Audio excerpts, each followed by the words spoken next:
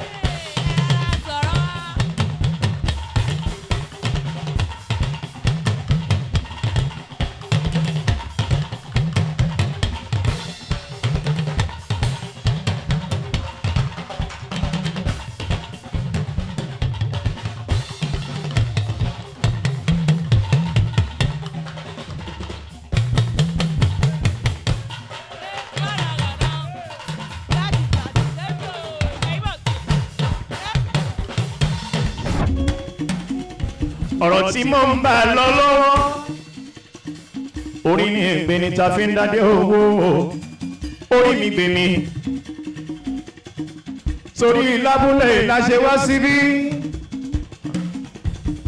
lábúlé ọkùnrin rọ̀gbọ̀dọ̀ tí ó ṣe dígbẹ́ ọmọ lábúlé ṣe dáadáa ní ilé ń gbọ́.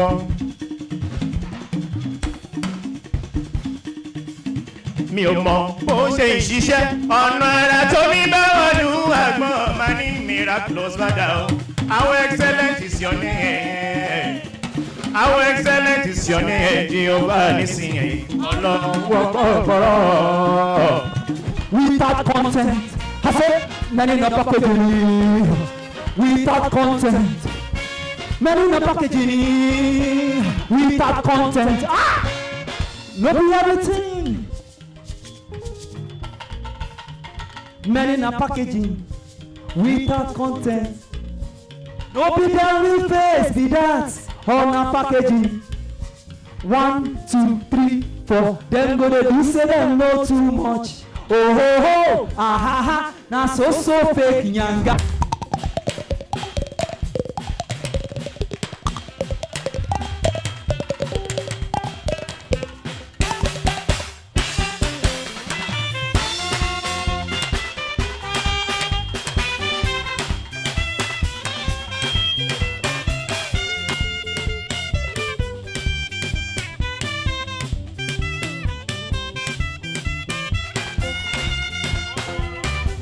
mẹ́rẹ̀ẹ́rẹ́ wáyé. Fífa máa ti tòótọ́ lọ́mẹ́, bọ̀jẹ́ máa ti tòótọ́ lọ́mẹ́. Mi arákàlẹ̀ sùpọ̀ tó lọ́mẹ́, gbẹ̀dọ̀gbọ̀ mẹ́rẹ̀ẹ́rẹ́ wáyé. Bọ̀tùnú náà ọmọ bíbú. Ẹ̀dá ọ̀tọ̀.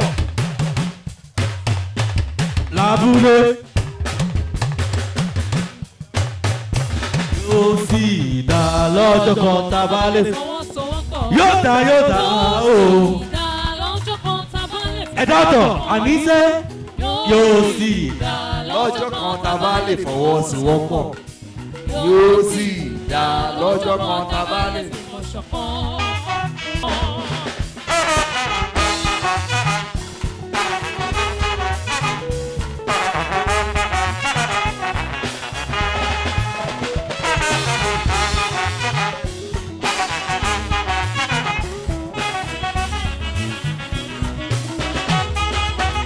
Yóò máa lẹ́yìn o, yóò máa lẹ́yìn o, yóò máa lẹ́yìn o.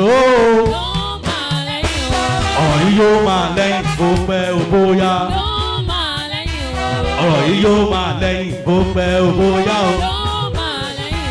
Àwọn wíwíwí ẹlẹ́yìn ò ní gbọ́. Àfọ̀fọ̀fọ̀ ẹ máa lẹ́yìn ò ní gbà.